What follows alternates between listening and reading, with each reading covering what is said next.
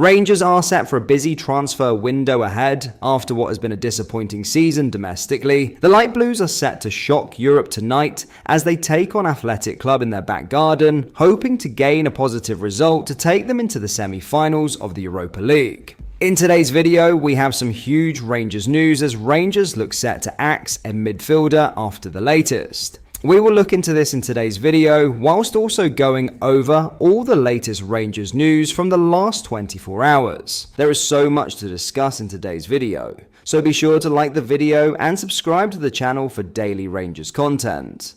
But first, Barry Ferguson admits leading Rangers to the semi-finals of the Europa League would rank up there with anything he achieved as a player at Ibrox.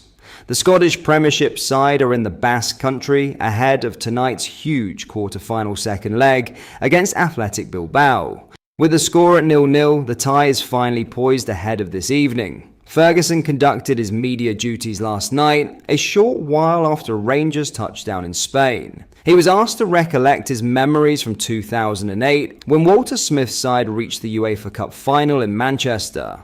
Obviously, it would rank right up there, he said in his pre-match press conference. 6 weeks ago, I wouldn't have imagined being in this position, standing on the sidelines as manager of Glasgow Rangers. It would rank up there in what I've done in football as a player. There's no doubt in my mind about that. But it's not about me. I've always said that. It's about my group of players going and showing their qualities at the highest level. This is a high-level game for us, and I'm confident that they'll go and show that tomorrow night. We're very workmanlike. That's what I want to see from my team, but also we'll be good footballers. So when we have the ball, certainly at a stadium like this, you need to be able to keep it. So we've spoken about that as well, because we need to defend. They're a very attack-minded team, but when we get possession, we need to be better, and that's something that we've spoken about and worked on. You want to play, there's no doubt, but those days are well over for me. The next best thing is being a manager. I never thought this opportunity would happen. As I said, I'm loving every single minute of it. It's a bit different from what I'm used to, but I'm really enjoying my time and I'm looking forward to it. I said to my players, you've got to look forward to these occasions. You've got to embrace these occasions. And that's certainly something that I'm hopeful will do, and I'm going to do the same. Now, in some huge Rangers transfer news, when Rangers secured the services of Nedim Bahrami for £3.4 million last summer, there was a palpable sense of optimism surrounding the midfielder's arrival. The Albanian international was seen as a dynamic addition to Philippe Clermont's squad, part of a recruitment drive designed to bridge the widening gap to Celtic. Fast forward 8 months, however, and that optimism appears to have all but evaporated. With Celtic now 15 points clear at the top of the Scottish Premiership, and closing in on a record-extending 55th league title, Rangers' transfer strategy has come under fierce scrutiny. Bahrami, intended to be a creative force in midfield, has instead become a symbol of the club's misfires in the transfer market. Sky Sports confirmed the significant fee shelled out for Bahrami last July, but he's yet to justify the investment. Amid a season of inconsistency, it is the 26-year-old who has drawn perhaps the heaviest criticism from pundits and supporters alike. Tam McManus didn't mince words in a recent interview, suggesting that Rangers had their pants pulled down in the deal, an unforgiving assessment echoed by others in the Scottish football media. During a candid discussion on the Open Goal YouTube channel, former midfielder and pundit Sai Ferry posed a pointed question about Bahrami's future.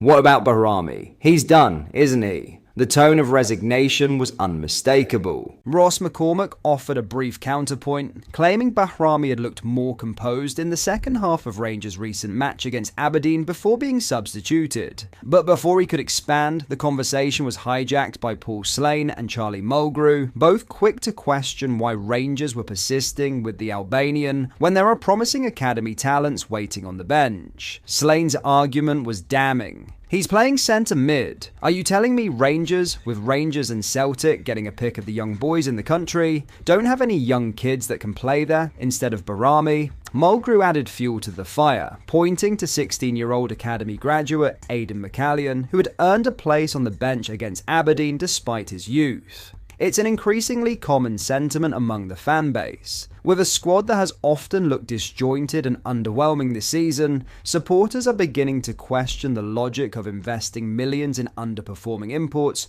rather than trusting the club's own youth system, especially in a position as vital as central midfield. Right now, Bahrami's Ibrox future hangs in the balance. While there may still be time to turn things around, the noise surrounding his performances suggests that his time in light blue could end almost as abruptly as it began. Finally, James Tavernier insists Rangers are in the driving seat to progress to the Europa League semi-finals. The Rangers captain admits the San Mamés Stadium is beautiful, and that he hopes it's not a one-time visit to the venue that will host the final of the 2025 competition next month. Barry Ferguson's side know they will face a difficult evening in Bilbao against a team who haven't lost a home match since the early weeks of the season. Having seen this movie before just 3 years ago though, Tavernier reckons that run under Giovanni van Bronckhorst will help to give the Ibrox club a much needed edge in the Basque Country. "We're in the driving seat," the skipper told the media. "We'll look to leave everything out on that pitch with no regrets, and anyone who's asked to come on the pitch, if they're not going to start at 11, give it their all. That's what we'll be doing, especially with all the travelling fans coming to support us and the fans back at home. We obviously want to give them a night that they can remember as well.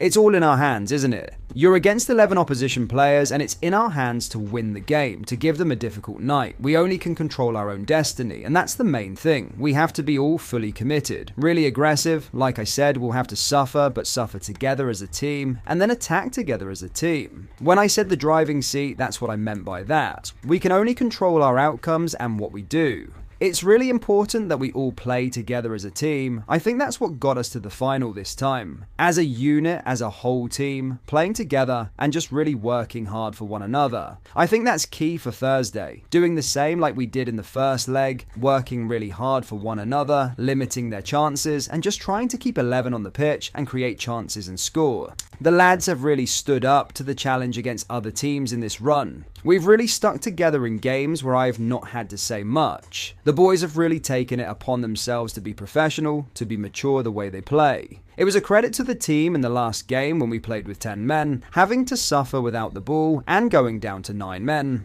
It was in the late stages of the game and Liam stayed with the penalty. The team have really thrived under these conditions. I'll obviously put small reminders that we'll obviously have to stick together as a team, and I think the boys know that. I've still never watched a replay of the game, Tavernier reflected honestly when asked about that night almost 3 years ago. I think when I eventually hang my boots up, I'll revisit it, but it was obviously a hard one because it was a penalty shootout. That's something that really hurts. But to have that experience going all the way through the rounds and to get to the final, it's once in a lifetime stuff. Obviously, we have a really good chance at this stage of the season. But that is all for today's video. Thank you for watching. I hope you did enjoy. If you did, please drop a like on the video and subscribe to the channel for daily Rangers content. We post all the latest Rangers news every single day, so make sure you join our fast growing community so you never miss out. Thank you. I'll see you in the next video.